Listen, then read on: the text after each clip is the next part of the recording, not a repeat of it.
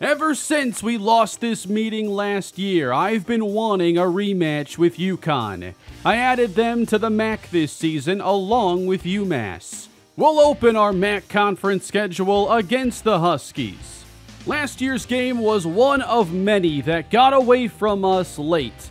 We had some mistakes, gave up some big plays, and it's just one of those games where you leave thinking, we're better than that team, we should have won this game, and I want to beat them next season. I was overconfident going into the UConn game last year, and they surprised me. There will be no element of surprise this season. I know what you're all thinking, though. What about Temple? What about that game? That's Buffalo's rival. It's the first time we're facing them. Why aren't we focused on that? We're going to talk about Temple. I was looking forward to this matchup, getting a chance to face the true rival of the Buffalo Bulls, coming off that great win in Week 2 against Louisiana Monroe. I felt we had a good chance to build some early season momentum. Buffalo has historically dominated this rivalry, and the game got underway with a pretty good start for the Bulls offense, with Lamar Sperling catching a dump off and converting a 2nd and 13. Later in the drive, on a screen to Nick McMillan, getting a block from Chance Morrow, we quickly bring it down into the red zone, and senior quarterback Gunnar Gray lobs it out to Messiah Birch. The Bulls go right down the field and score an opening drive touchdown. Being this was our first game against Temple, I wasn't sure exactly what to expect from their offense. But quarterback Tyler Douglas throws an interception on their first drive. That goes right to Jalen McNair, who had some really good moments in the Louisiana Monroe game. There was a penalty against Temple that we obviously declined. Buffalo takes over. Messiah Birch, he made the same mistake against ULM. We cannot capitalize off the interception. Back to the Owls, and sweeping outside, turning the corner. This is running back Tyree Washington. And despite getting close, nobody could catch him and stop this 82-yard touchdown run. Temple ties the game. Later in the first, Buffalo driving into opposing territory, and Gunnar Gray, facing heavy pressure, loses the football, and it's scooped up by Temple. And the defensive score puts them on top. You know, in this dynasty, I've been waiting to see wear and tear actually work. That's the first time it seems to have worked. I'm playing now on the newest update for the game. Wear and tear looks to be part of our experience now. So a little beat up in this game. Gunnar Gray hands off to Lamar Sperling. He gets stuffed. Was very difficult to establish that running game early on. And meanwhile, Temple, nobody around the quarterback, and an easy pitch and catch touchdown going to Zay Baines.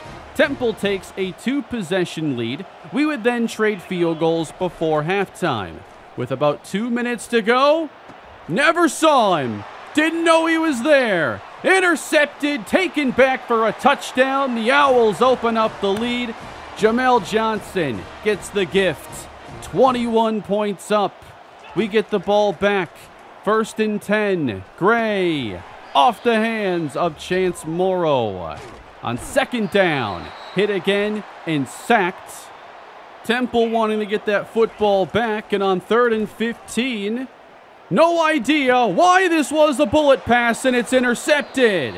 Temple takes it back, 2nd straight drive with an interception, 3rd turnover of the half. This game went from bad to worse in an instant. The Owls create a 4-touchdown lead going into the second half. It would have been nice if our offensive line joined us in Philadelphia. Gunnar Gray took a lot of hits in this game. I had to pay attention to wear and tear. Luckily, he had recovered from that early hit by this point, and the offense spent a lot of time on the sideline, watching Temple run up and down the field. I had no idea we were about to see Tyree Washington have the game of his life. This became an ugly blowout, and I just wanted the game to end. I was not having a good time. No pressure on their quarterback. No clogging up running lanes. Temple puts 50 plus on the board. It forced backups into the game. I didn't even know that was a thing. So, we got Jack Shields throwing to the freshman Austin Harris, who is redshirted, getting a chance to take his first snaps. Meanwhile, perfect blocking outside and a touchdown for Tyree Washington. I mean, what are we supposed to do here? 59-10. Jack Shields, down he goes and sacked again. 5 for the Owls. We can't even complete a screen pass. My composure was so broken at this point, I took no joy in Austin Harris making his first career catch and giving us one of our biggest plays of the day. I was actually kind of annoyed that one of his redshirt eligible games was spent in such a fashion. He did make 2 receptions, and I was more than happy that this game was finally over. I had about as much fun with this game as watching the 2017 NFC Championship. Oddly enough, same building for both games. Tyree Washington has a Heisman caliber performance. This was as hopeless as a game can feel. The Minnesota game was much more winnable. 230 yards, 4 touchdowns. Things unraveled there in the second quarter. I wasn't playing well, and then it just felt like there was nothing we could do to get back in the game anyway. We weren't playing any defense. We weren't blocking. I wanted nothing more than this game to be over midway through the third quarter. I'm glad I approached these series a little differently now, because the idea of spending a full episode on that game is miserable. They had 19 tackles for loss. That's a new high score. They topped Minnesota, who had 16 in week 1. So, we're moving on from the Temple game. At 1-2, UConn is next. Bad taste in our mouths after the Temple game. Bad taste after the loss to UConn last year. And they returned a lot of the same players, including their quarterback, Nick Evers, who isn't having the greatest start to the year, and running back Victor Rosa, who had the receiving touchdown in the highlights earlier and is off to a good start now in 2025. UConn's got some legitimate players, and I'm genuinely impressed with this program. UConn got off to a bad start last season, and this was the crowd when we met them. This place is nearly empty. This season, after going 8-5 a year ago, there is a lot more excitement around UConn Husky football as they enter the MAC and we get conference play underway. Game 4 this season, and MACtion returns are underway. Lamar Sperling hesitates, then takes it out, and maybe should have taken a knee instead. Here's Gunnar Gray after taking all those hits in the previous game, and he's going to take contact on the first snap of the day. He is sacked, and we need to do so much better at protecting him, or he's not going to make it the entire year. Second down, they bring the pressure. The pass is caught. There's Sperling heading outside. Nice pickup with a block from Messiah Birch. Of course, the run game has not had a good first 3 weeks, and we're still hoping to make that part of our identity. Short gain for L.J. Henderson. And now Sperling gets a crease and dashes up the middle, close to a first. But Sperling not having the same success he did a season ago. It's Henderson getting the third down carry, and he picks up the first down and then some. Into Husky territory. Gray fakes and throws this pass through the hands of Ryan Daly, and it brings up third down. 3 receivers in the pattern, and pressure showing up from both edges, and down goes Gray. Here is junior quarterback Nick Evers and the Husky offense. It'll be Rosa starting things with a 4-yard gain, averaging around 5 yards a carry. And now they set up the screen. They love to throw him the football, and Rosa makes a move, getting first down yardage. We need to stop giving up all these extra yards. Rosa running right, and a good downhill stop. Jadarius Green McKnight the first to meet him. Third down for Evers, wants Rosa, and the pass behind him is dropped, incomplete. So both teams punt on their first possession. And Nick McMillan awaiting inside the 20. He makes a move to the opposite side, looking to cross the field, and takes it up to the 34-yard line. And Buffalo will try again. Two receivers on the right side. It's Gunnar Gray getting the pass away, incomplete, and it's dropped by Birch. Good coverage on the play. Brings up 3rd and 10. Gray leaving the pocket and running ahead for the first down. Making sure to avoid any more contact, but he gets the first. And it's a give now. Sperling upfield for about 5. Just nice to see positive yards on these runs. 3rd down now in Husky territory. Gray with time. Right there for Chance Morrow. Nice catch. And the Bulls in business. They'll motion out Sperling. And a good tackle in space. Always tough to make that play. Ellis Robinson stops him.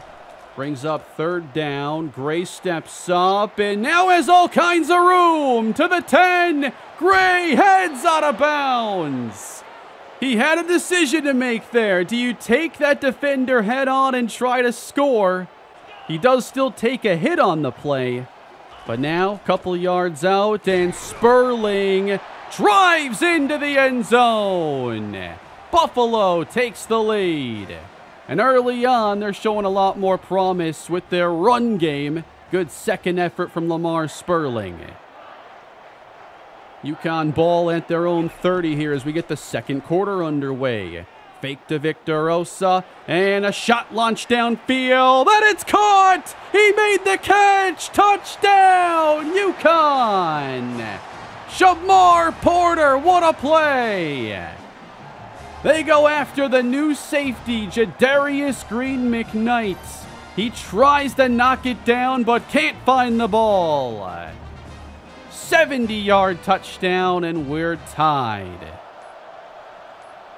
Buffalo at the 21, giving to Sperling, and room to run. Gets 9. 6 carries, 28 yards so far. On 2nd down, a screen for McMillan, gets a block from Morrow, and makes a move near the 45 where he's stopped. Trying to bring more balance into the offense. It's a fake on 1st down, and Gunnar Gray is intercepted. Heading back the other direction. Gray makes the tackle as UConn forces the first turnover. Yeah, I don't think we're going to see Ryan Daly outrun guys in the second level too often. Not a good call. 7-7. Handoff Rosa. Running left, and he'll go untouched. The Huskies take the lead. We couldn't stop the run against Temple, and it's not looking good defending Victor Rosa. 14-7. Huskies starting to build some momentum, and the crowd getting behind them as Leon Dingle enters and has a strong first run. Dingle, the freshman, wearing number 5, running left and overpowered. What a tackle. It's a fake. Gray on the move, tries to dump it, and it's a loss on the play for Ryan Daly. Long way to go now on 3rd down. UConn brings 4, gets pressure, and it's out there to Pollard. Turns it upfield, down the sideline. Tie game. What a throw this was from Gunnar Gray. The Husky fans are in disbelief. Gray takes another hit, and it's a wobbler, but it gets there. And Quentin Pollard, who's been our 4th receiver, shows off some speed, outrunning the Husky defense, and we're tied. Pretty exciting second quarter. UConn gonna run this inside. Rosa not done. He's only getting started with that first down, taking him to 48 yards. Now keeping, it's gonna be Evers by himself on the outside. He runs into Buffalo territory to the 42. We're going to have to find a way to improve our run defense and build a much stronger front 7 in the future, because giving up all these easy yards makes it really difficult to compete. Another good run for Rosa. They stick with him, and the senior takes it inside the 10. 84 yards on the day. And looking to put this in the end zone now. 3rd and goal from the 1. They hand it off, and Rosa runs inside. Touchdown. It's his 2nd. I like to let everybody know that next week we face the University of Miami and running back Damian Martinez. 21-14. Buffalo wants a screen. It's open for Birch, who turns on the Jets. Outside to the 46-yard line. The running back is still Leon Dingle, and he takes the draw upfield into UConn territory. He's been our most efficient running back this season. And now gets the direct snap, and UConn is not fooled. And he didn't get there. Offense stays out, 4th and a yard, and Gray sneaks to get it. And the drive continues. Gray fakes, feels pressure, and extends the play. Now launches a pass deep, and it's caught by Morrow for the touchdown. What a play to tie it back up. Gunnar Gray to Chance Morrow. His arm is so impressive. He's not thinking about hitting him here at the 20 or the 15. He sends that all the way to the goal line with ease. The ball just flies off his hand. And we're tied up. A lot of scoring here in the 2nd quarter. Still time for UConn to answer, and they want to take a deep shot. Knocked away. Savion Brown. Evers, 2nd down, under pressure and sacked. Kobe Stewart. Buffalo stepping up their defense, and they have some time to try and take the lead again. McMillan from the 40, heads left, dashing right now with a juke. Nice little return and a short field for the offense. Here's motion, and they fake it to Sperling, throw it to him. Good open field tackle. Tempo now out of the Bulls, about 60 seconds left, and heavy pressure on Gray. I think somebody missed a block. Matt Hoffman. Not in field goal range from this spot. 3rd and 12. Gray feeling pressure. Launching again. This one knocked away from McMillan. And we are going to go into halftime now with a 21-21 game.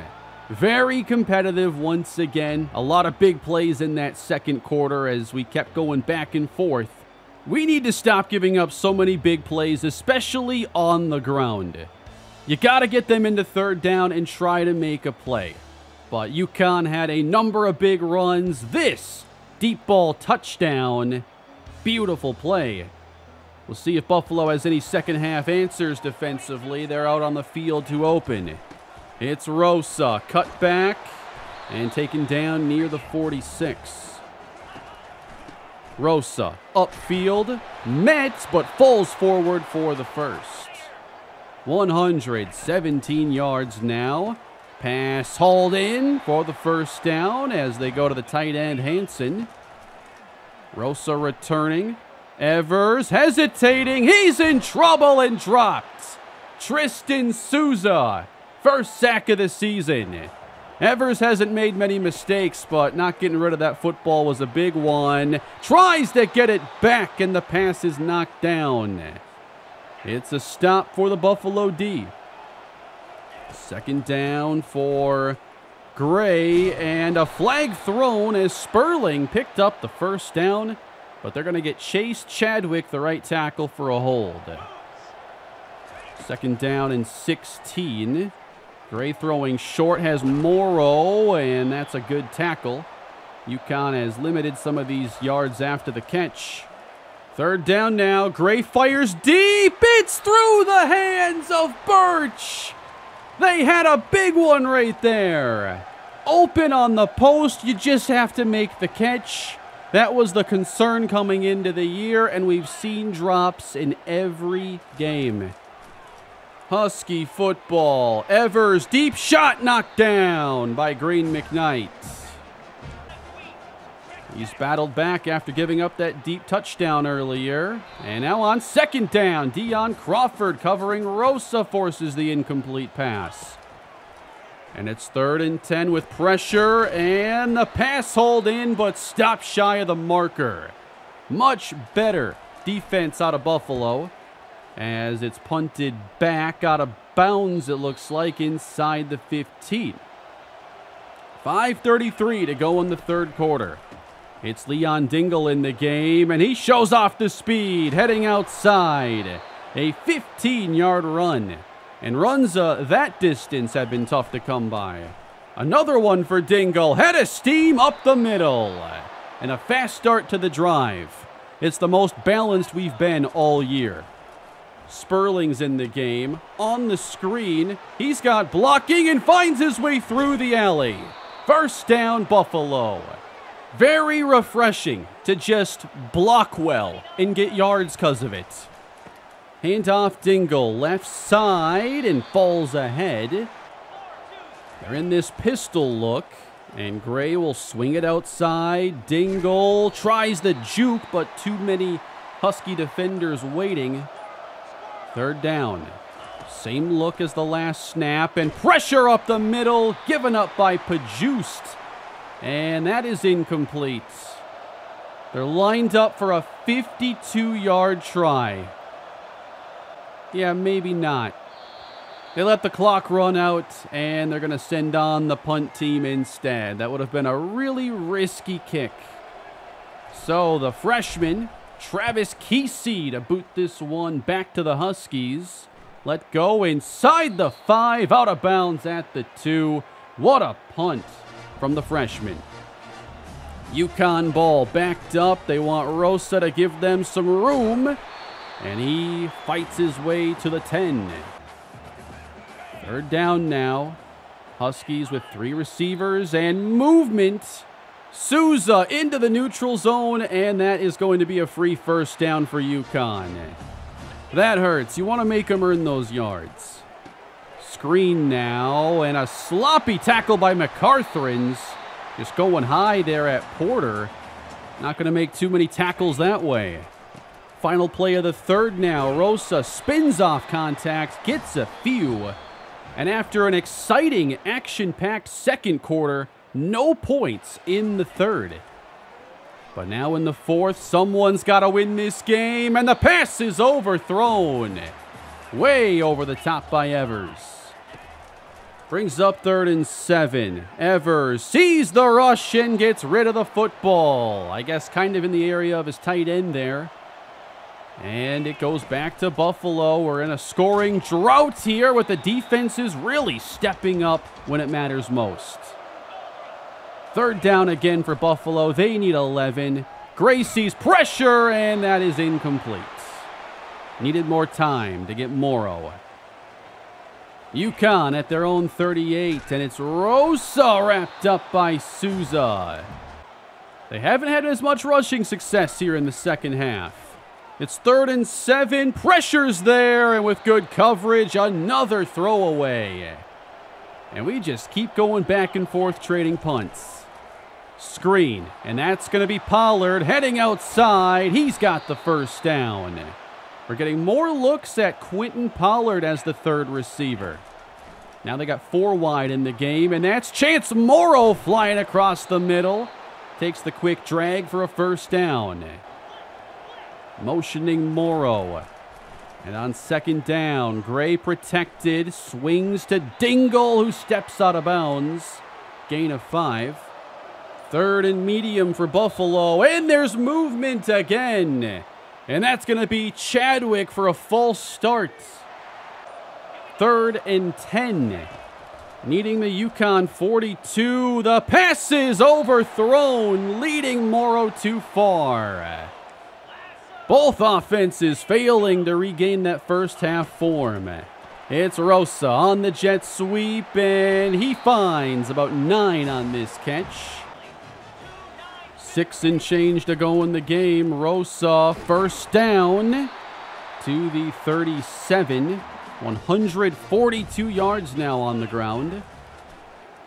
It's Evers with time on 2nd down, and over the middle, he's got an open man.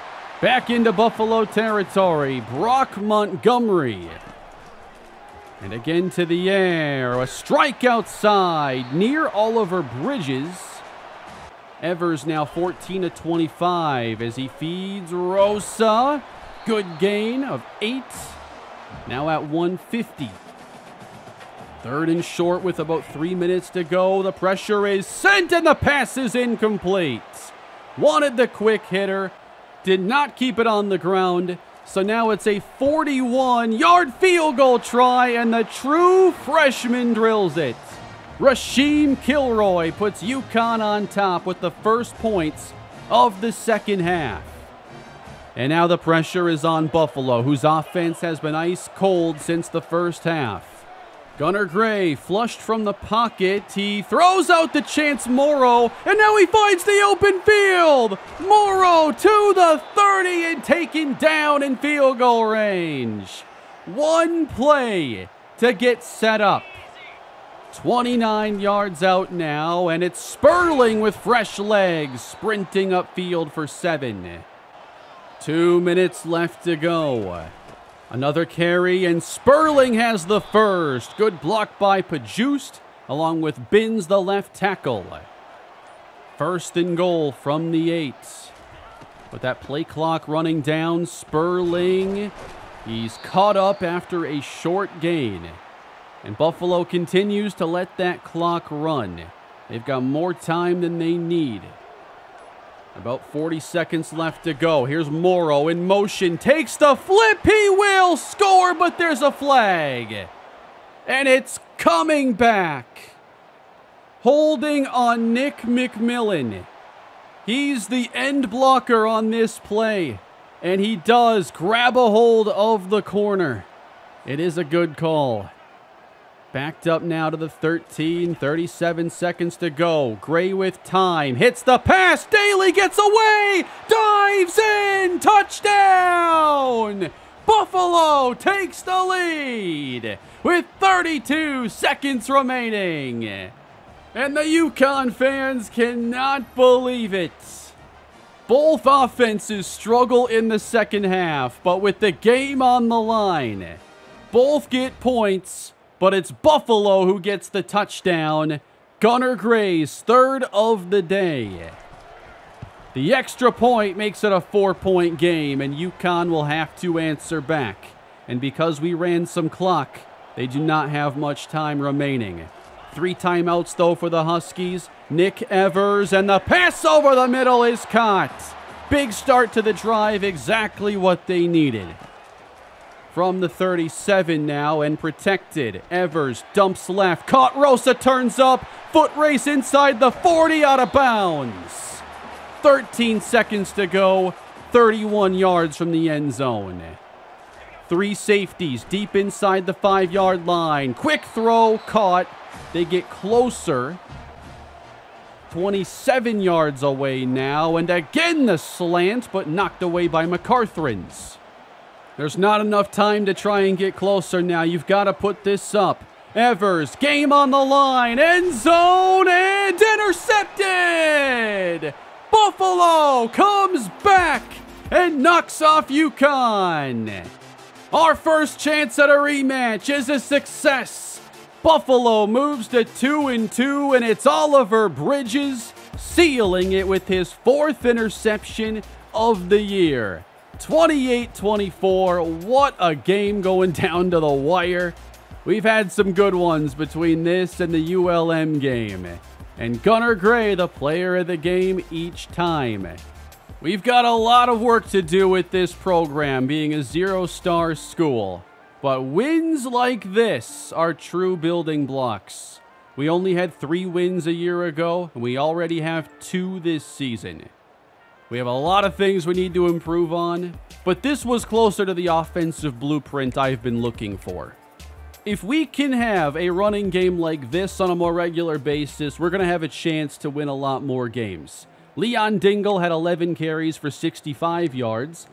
He handled a lot of the possessions in the second and third quarter to help us split up the workload so that Sperling wouldn't be wore out by the end of the game. I have not seen wear and tear affect the running backs yet, but I was being a little proactive there, assuming if I just kept hammering away with one player that they would then have some injury concerns.